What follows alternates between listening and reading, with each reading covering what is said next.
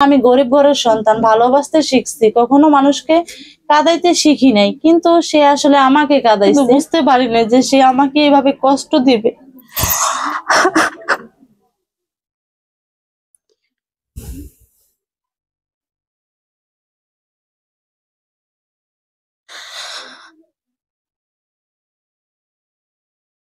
কিন্তু আমি তার টাকা পয়সা বা কোনো কিছুর প্রতি কোনো লোভ ছিল না।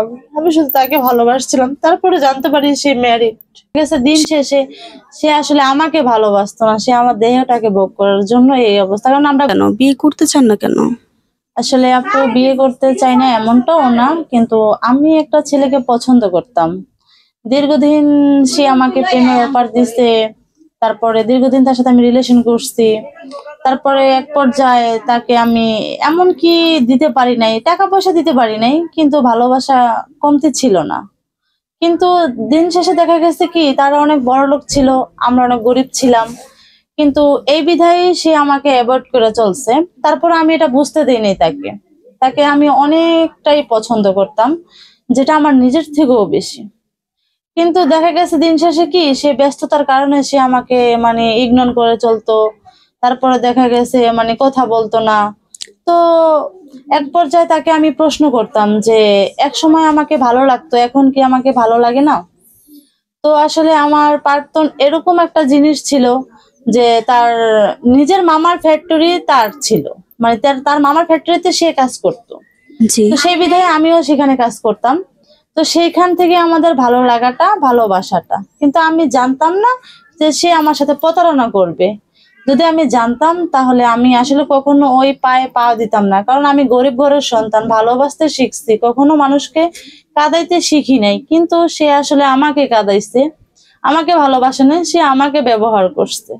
দিন শেষে এটা আমি বুঝতে পারি, তখন তার জন্য অনেক আফসোস করি। তাকে আমি অনেক প্রশ্ন করি যে আসলে তুমি কি আমাকে ভালোবাসছিলা না আমার দেহটাকে ভালোবাসছিলা? তো সে আমাকে বলে যে তোমাকেও ভালোবাসতাম, তোমার দেহটাকে কেন? তা আমি কই, এখন তাহলে কেন আমাকে ভালোবাসো না? তো সে আমাকে বলে দেখো তোমার সাথে আমার যায় না। কেন যায় না? কয় তোমার স্ট্যাটাসের সাথে আমার স্ট্যাটাস কখনোই যাবে না। তো আমি কই সেটা তুমি আমাকে অনেক আগেই বলে দিতে পারতা, এখন বলার কি দরকার ছিল? আমাকে এত স্বপ্ন দেখাইয়া এত কিছু বইলা এখন আমার লাস্ট পর্যায়ে আইসা কষ্ট দেওয়ার তো কোনো মানেই হয় না। আমি তো তোমার কাছে টাকা পয়সা চাই নাই, আমি তোমার কাছে একটু ভালোবাসা চাইছি। ইভেন তুমি যদি আমাকে কাজের মেয়ে হিসেবে রাখতা আমি সেভাবেই থাকতাম। সে বলে এটা কখনোই সম্ভব না। তাও আমি আবার তাকে প্রশ্ন করছিলাম কেন সম্ভব না? কয় আমার মামার, আমাদের একটা ফ্যাক্টরি আছে, আমাদের বাড়ি গাড়ি আছে, তোমাদের তেমন কিছু নাই।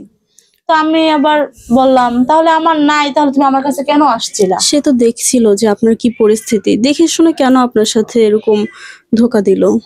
সে দেখে শুনে আসছে, আমার লাইফে আসছে, তখন আমি তখন তাকে না বলে দিছিলাম যে না আমি প্রেম টেম করবো না, বাট আমরা গরিব, এগুলো আমাদের ভিতরে হবে না, আমরা যে লেভেলের আছি ওই লেভেলের যাব। সে আমাকে বলছে যে না আসো সমস্যা নাই, তোমার তোমাকে আমি বিয়ে করব, তোমাকে আমি স্ত্রীর মর্যাদা দিব। হুম। পরে দীর্ঘদিন সে আমার সাথে কথা বলে, কিন্তু না তার আসলে আমি গার্মেন্টসে চাকরি করে, এমন কি না তাকে আমি নিজে ভালো একটা পোশাক না নিয়ে তাকেও দিচ্ছি এক সময়, কিন্তু দেখা গেছে দিন শেষে সে আসলে আমাকে ভালোবাসতো না, সে আমার দেহটাকে ভোগ করার জন্য এই অবস্থা। কারণ আমরা গরিব বলে, আজ আমাদের টাকা পয়সা নেই বলে, আজ আমাদের বাবা নেই বা আমাদের ফ্যামিলিতে ওরকম কেউ নাই বলে সে আজকে এই দুর্বলতার সুযোগ নিচ্ছে। কিন্তু সত্যি কথা কি আমি তার টাকা পয়সা বা তার কোনো কিছুতেই আমি কোনো আকর্ষণ ছিলাম না। আমি ছিলাম তার প্রতি বা তার ভালোবাসা, একটা মায়া ছিল, ওইটার ভিতরে ছিলাম।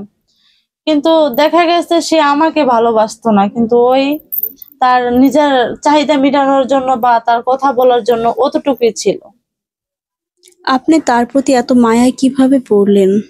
আসলে আপু ভালোবাসা এমন একটা জিনিস, সে হচ্ছে এটা বলেও কাউকে বোঝানো যাবে না।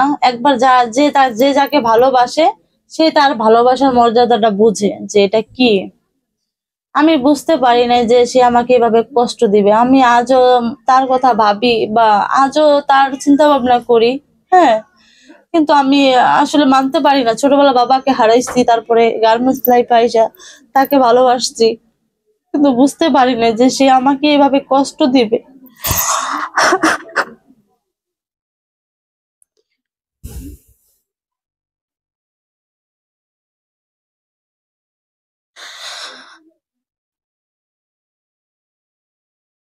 কিন্তু আমি তার টাকা পয়সা বা কোনো কিছুর প্রতি কোনো লোভ ছিল না।